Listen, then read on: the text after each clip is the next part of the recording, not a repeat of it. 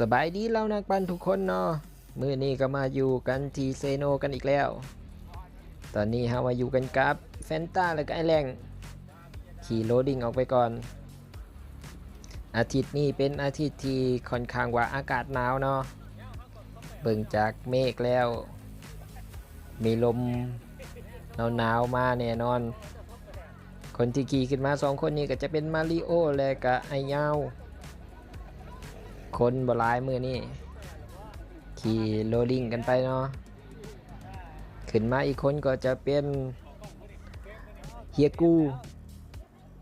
ตามด้วยไอดาเนาะเพิ่นกวักเนาะแล้วไปเพิ่นว่ากลับกันถัดภาพไอลิกี้ก็จะเป็น2สาวเนาะตามด้วย2หนุ่มว่าซั่น ตัดภาพมาอีกทีก็กำลังขึ้นเนินอิซุซุอยู่2สาวทางหน้าก็จะเป็นเอยลินและก็เอยจิงเนาะมื้อนี้ถ่ายเอาหลังเพิ่นก่อนเดี๋ยวเพิ่นสิว่าบ่ได้ออกกล้องอีกจังหวะนี้ก็มีคนออกไปก่อนเนาะอยู่ใกล้ๆหัวเนินพุ่นตอนนี้เราก็กำลังขึ้นไปอยู่เฮียกูก็พยายามดันขึ้นไปอยู่เนาะถือว่าขี่แบบโรลลิ่งก่อนตอนนี้เพิ่ง2คนนี้เนาะเลี้ยวหลังลงมาสงสัยถากล้องเนาะช่วงนี้ บ่มีไผไปเลยกล้องบ่ไปบ่มีไผไปเนาะตอนนี้เลยเฮียกูดันขึ้นมาแล้วแฟนตาแนมลงมาเห็นกล้องมาริโอก็เห็นกล้องเริ่มตั้งความไว้กันแล้วเนาะตอนนี้จากนั้นก็ไล่มาฮอดกลุ่มหน้าเนาะว่าที่ออกไปก่อน2คนนี้สงสัยถากล้อง บ่ยอมไปใส่เลยเห็นกล้องมากันเริ่มเล็งความไว้กันเลยเหมือนจะเห็นไอบี้เนาะไอบี้ออกมาตามหลังมือนี่เพิ่นขี่มาลัดแถวเนินอิซุซุจากนั้นก็มารวมกลุ่มแล้วก็พากันปั่นกลับเนาะตอนนี้เหมือนจะมีแก็บขึ้นมาอีกน้อยหนึ่งเพราะว่าเฮาแนมเห็นทางหลังเนาะเหมือนจะขาดไกลก็เลยถอยลงไปเอาทางหลังน้อยหนึ่งแล้วก็พาดึงเข้ากลุ่มอีกครั้งตอนนี้ก็เฮาดึงกลุ่มเข้ามาเนาะกลุ่มทางหลังมาฮอดหน้าลัก26กลุ่มเซอร์มอบก็บ่ยอมถ่าเลย นี่เนาะไอบี้เนาะเพิ่นออกมาตามหลังมื้อนี้เพิ่นว่าลืมตั้งมงปลุกเพิ่นว่าแต่ก็บ่เป็นหยังเนาะออกมาคือเก่าติดตามกับกลุ่มทางหน้าไปก่อนทางหน้าตอนนี้ก็จะมีแฟนตามาริโอเนาะไอแหลงเนาะก็รอของมาริโอไปตามโดยไอยาวแล้วก็ไอด้าเนาะปิดสุดท้ายก็จะเป็นเฮาเลยก็มีทางหลังอีกเฮามีกล้องทางหลังเนาะก็เลยเห็นแต่ทางหน้าก็บ่เป็นหยังช่วงนี้ก็ขี่เกาะกลุ่มกันไปเนาะรอบขาเบาๆปั่นโรลลิ่งเบิ่งว่ามื้อนี้สิมีแอคชั่นยังบ่ลงมาแล้วเนาะแฟนตาขึ้นไปลากตอนนี้คนที่พาทอคอยน่าจะแม่นไอแหล่งเนาะนำไปทางหน้าเหมือนว่าตอนนี้จานหน้าเพิ่นมีปัญหาเนาะขึ้นจานใหญ่บ่ได้ขี่ซอยยอกแยกไปเลยแถมลงคอยอีก ไอ้ยาวก็ดันไปเคียงข้างเนาะถามว่าเอ้ยคือบ่ขึ้นจานใหญ่เนาะที่จริงเพิ่นขึ้นจานใหญ่บ่ได้เนาะตอนนี้สอยเลยเนาะขาแต่ก็ยังพยายามดันโตออกไปอยู่เนาะส่วนขึ้นเนินน่าจะใส่ได้อยู่เนาะใบจานน้อยจานหนาแต่ถ้าวิดเนินตัวนี้เนาะจะเป็นถอกค่อยนี่ถือว่าเล่งคมไว้บ่ได้เลยตอนนี้ไอ้ยาวก็ขึ้นมาลากต่อแล้วตามด้วยไอ้ดา ตัดภาพมาอีกที่ไอ้ยาวก็ลากมาจนถึงสุดเนินตอนนี้ก็จะเป็นจังหวะถอกค่อยแล้วเห็นไอ้ยาวลากไกลเฮาก็เปลี่ยนขึ้นมาแล้วเนาะเบิ่งจากท้องฟ้ามื้อนี้มีแต่เมฆอากาศค่อนข้างเย็นจังหวะนี้เนาะมาริโอยิงออกไปเบิ่งว่าสิมีไผดันตัวออกไปบ่เดี๋ยวหลังลงมาเนาะตอนนี้บ่มีไผไหลออกไปมีเสือหมอบคันหนึ่งเนาะเล่งออกไปตามมาริโอแต่น่าจะบ่รอดเนาะ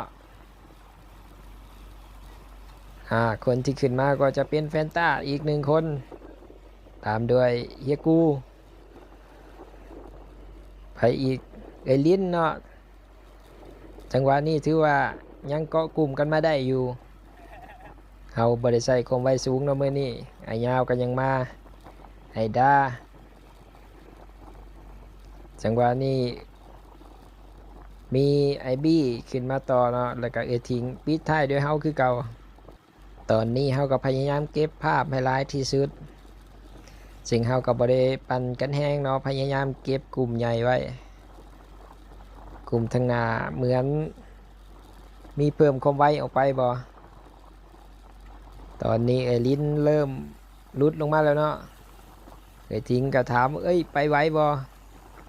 ตอนนี้มีแก๊ปแล้วสองสาวล้นไปทั้งลุมเนาะเขาก็พยายามดันเข้าไปหาไอบี้ขอเกาะรอไอบี้ไปก่อนทั้งนานี่บ่แผ่วให้เสือภูเขาสองสาวเลยเนาะแต่ก็บ่เป็นอย่างสองสาวเดียวปั้นมาได้แน่นอนช่วงนี้ก็ใกล้จะถึงค่อยบ้านนาเตยแล้วเนาะตอนนี้กำลังปั่นขึ้นโน้นอยู่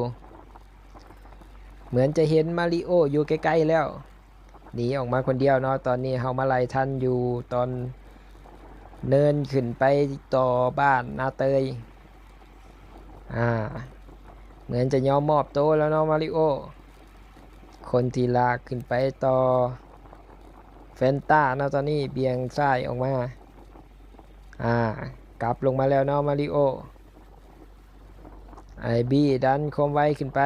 ไอดาก็พยายามเด็กใช่อยู่เนาะตอนนี้เฮาก็กอรอของไอบี้ไปต่อตอนนี้มาริโอก็ลงไปหลัง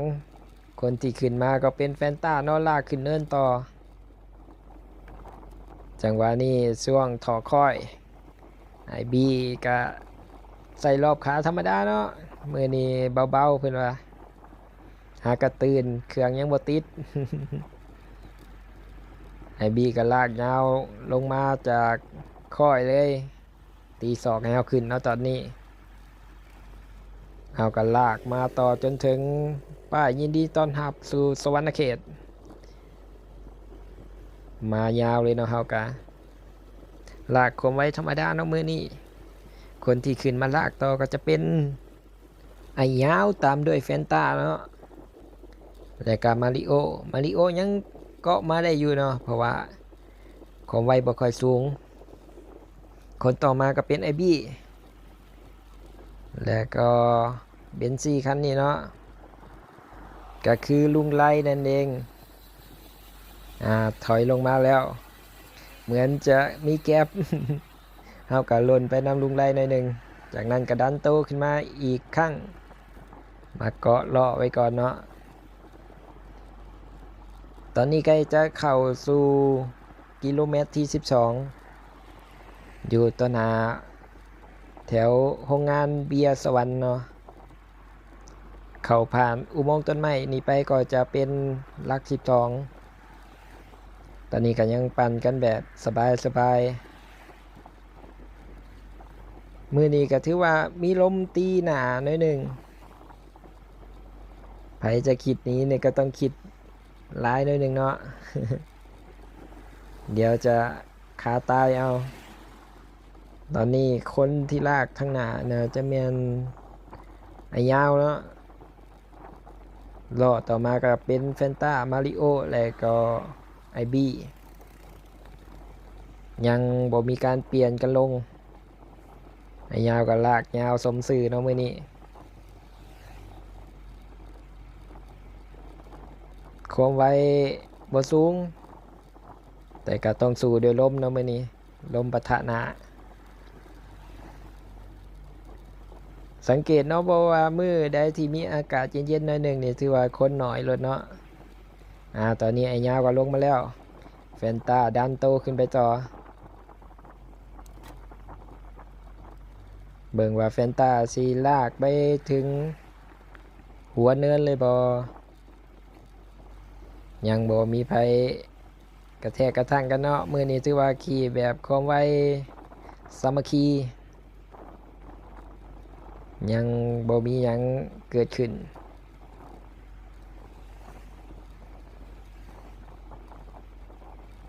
มาริโอกับกอล้อของเฟนต้าอย่างเดียวเอากับกอล้อของไอบี้อย่างเดียวเลยเนาะ มือนี้บ่เน้นความไวเพิ่นว่ามีพุงไก่แม่ไก่เนาะอยู่ข้างทางเมื่อตะกี้นี้เหมือนแฟนต้าจะลากยาวเลยยังบ่มีการตีศอกให้มาริโอขึ้นไป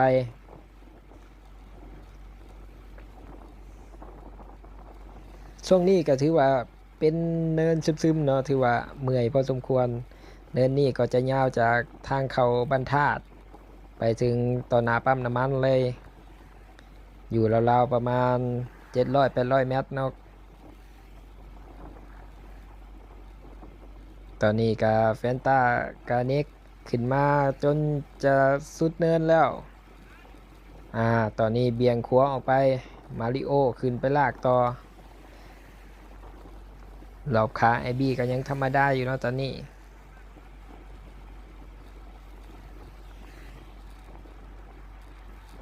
จากนี้ไปก็จะเป็น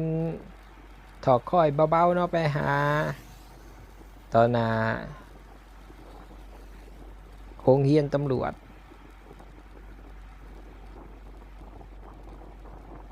ตอนนี้ความไวก็ประมาณ3ปลายๆเนาะเกือบแตะ4มาริโอยังเน็กใส่อยู่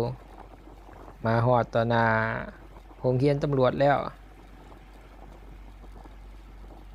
หลังจากนี้ก็จะเป็นการถอกค่อยเนาะเหมือนมาริโอตีศอกเนาะตอนนี้เขาก็เบี่ยงโตขึ้นมาดันคมไวขึ้นไปเนาะจังหวะนี้ก็หยอกกันหน่อยนึงก่อนที่จะลงเนินเบี่ยงซ้ายเบี่ยงขวาตอนนี้เขาก็เป็นคนนำกลุ่มอยู่ถอกค่อยลงไปตอนจังหวะนี้ก็บ่ได้กระแทกกันแห้งเนาะตัดภาพมาอีกทีแฟนต้าดันคมไวลงมาตอนนี้เขาก็ลากลงมาจากเนินเนาะถอกค่อยลงมาคนที่ลากไปต่อก็จะเป็นแฟนต้าตามโดยไอบี้เนาะตอนนี้เขากำมาเกาะรอคนที่ยิงออกไปตอนนี้ก็จะเป็นไอยาวเนาะตามไปด้วยไอบี้ไล่ไปต่อแฟนต้ากระดันคมไวขึ้นมาตอนนี้แห้งเขาหมดแล้วเนาะหลังจากที่เขาถอกค่อยลงมาไปไกลๆแล้วก็มาดันคมไวขึ้นค่อยอีก3 คนตั้งหน้าเริ่มหนีไปแล้วเนาะเขาเริ่มจะไล่บ่เขาไอ้ยาวถอนตัวไปแล้วตอนนี้ไอบี้กระแทกไปต่อมาริโอยังมาอยู่มาริโอโยกเขาก็พยายามเกาะล้อของมาริโออยู่เนาะแต่ว่าเหมือนจะเกาะบ่ได้ ทางหน้าเป็นจังไดทางหน้าคนที่น้ำไปต่อน่ะจะเป็นไอบี้เนาะตอนนี้เขาก็กดรอบขาลงมาพยายามไล่ลงไปอยู่มาริโอเหมือนจะผ่อนขาแล้วตอนนี้เห็นไกลๆน่าจะแมนแฟนต้าคนที่ยิงออกไปก่อนนี่ไอบี้เนาะน่าจะ100 ลำแล้วหลังจากที่รับมาตั้งดนเพิ่งจะมาออกไล่ตอนนี้เนาะตอนนี้เขากระดันคมไวลงมาหามาริโอได้แล้วตอนนี้อยู่ทางหน้าเขาก็จะแมนแฟนต้าช่วงนี้เป็นช่วงทอค่อยอยู่ต่อหน้าได้หั่นเนาะเขาก็พยายามดันคมไว้ลงไปเพื่อจะไล่แฟนต้าให้เขาแฟนต้าแนมหลังลงมาอยู่ใกล้ๆเนาะแต่ก็ เอื้อมบ่ถึง ยังดันความไวเขาบ่ได้แฟนตากันนี้เต็มทีเลยไอบี้น่าจะร้อยล้ำแล้วเนาะเห็นอยู่ใกล้ๆพุ่นเหมือนมีรถถอกดินทั้งหนาเนาะแฟนตาเบี่ยงขวาออกไปตอนนี้เขากระดันความไวลงมาจนถึงปลายเนินแล้วยังไล่แฟนตาบ่เข้าเทือแต่ก็เห็นตอนนี้มาริโอยิงออกมาเนาะคิดว่ารุดไปแล้วตอนนี้ยังมากระแทกเบิ่งว่าจะไล่เก็บแฟนตาได้บ่เรียบร้อยเนาะแฟนตาโดนมาริโอไกด์ไปมือนี้ไอบี้ก็ร้อยล้ำเนาะมือนี้รอ2ก็น่าจะเป็นมาริโอตามด้วยแฟนตารอ4ก็น่าจะแม่นเฮาเนาะมือนี้ถือว่าสละซีไปเฮาก็ดันความไวจากการถอกคอยลงมามือนี้ก็มีประมาณนี้เนาะถือว่าโอเคอยู่ยาวกับมาแล้วเนาะสำหรับมือนี้ก็มีประมาณนี้เนาะคนบ่หลายอากาศเย็น